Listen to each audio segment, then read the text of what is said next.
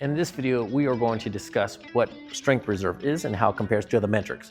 But before we do that, we need to establish what strength capacity really means. Strength capacity is simply the ability to produce force, and that's actually foundational for all movement in the human experience, whether you are lifting, carrying, stepping on or stepping off of something, or even running. It requires a relative high amount of force. Now, a higher relative strength implies that you are going to have a higher level of performance and at the same time reduce the risks of injury. Now, what is the difference between absolute and relative strength? Now, absolute strength simply refers to how much you're actually able to push, lift, or pull, while relative strength actually refers to how many times your body weight can you push, lift, or pull.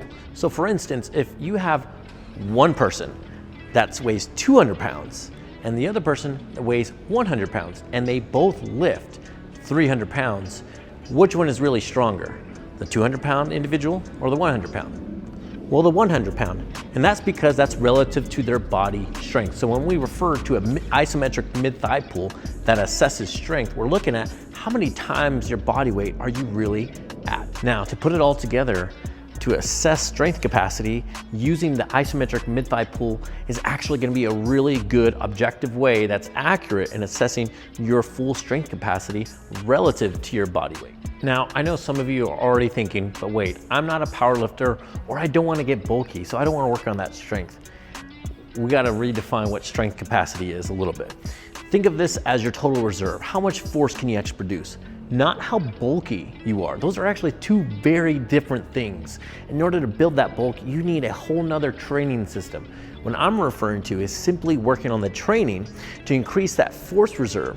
So if your sport or your event or what you have to do demands being up to here of how much force, but you're only here, that actually places you at a higher risk for injury. So it's important that you can keep in mind what your demands are and getting up to that point.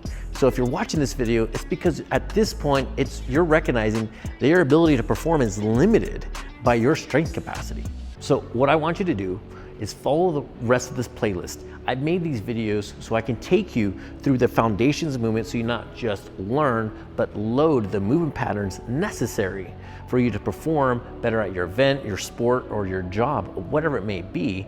And you'll find by the end of it that this will carry you over into your sport so that it becomes more efficient and you become less likely to injure yourself and your performance isn't limited by your strength capacity.